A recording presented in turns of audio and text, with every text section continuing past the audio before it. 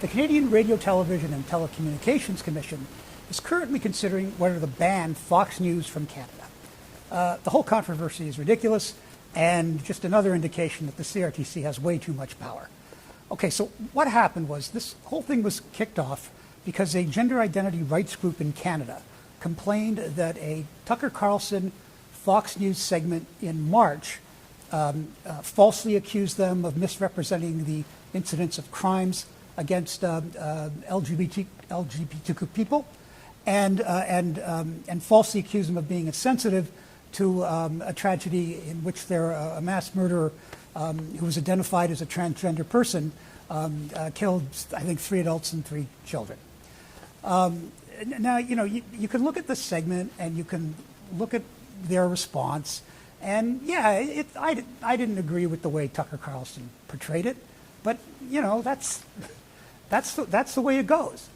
But what happened was this group, Egale Canada, complained to the CRTC, and they said that this violated Canadian broadcast standards, and so they asked for an investigation, which the CRTC has the power to do.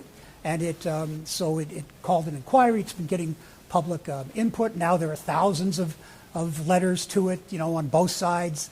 Do ban it, don't ban it. But the whole thing is absurd. For example, the CRTC just had its knuckles rapped in the unanimous decision by the Federal Court of Appeal. And what happened there was that the CRTC sanctioned the French language service at CBC Radio because 3 years ago in a broadcast it used the N-word, I think, 3 or 4 times. And the CRTC says, you can't do that, that's un-Canadian, and so you're going to have to come to us with a program so that you don't do terrible things like this. Well, the court and common sense went, well, no, wait a minute. The reason they used the N-word was that it is in the title of a famous book in Quebec, which compared the historical treatment of Francophones in Quebec to the discrimination against blacks before the American Civil Rights Movement. So it wasn't a racist reference. It was accurately relaying the title of the book that was a book against racism.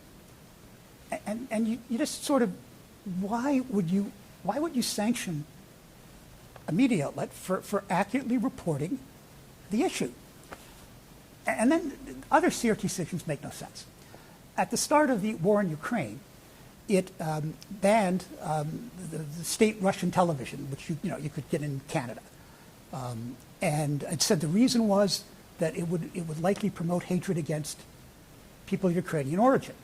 Okay, but for years it's refused to ban a state-controlled Chinese television station, despite repeated requests to do so from, for example, Conservative MP Michael Chong, who we now know was targeted by China leading up to the 2021 election, where a diplomat was targeting his family and threatening him. So they banned the Russian one, but not the Chinese one. And that's the whole problem with the CRTC. It's these arbitrary decisions and foolish decisions that don't make sense. Fox isn't on basic cable. If you don't want it, you don't put it on the cable package that you buy from the company. And, if you have it and you don't want to listen to it, don't listen to it. But the idea that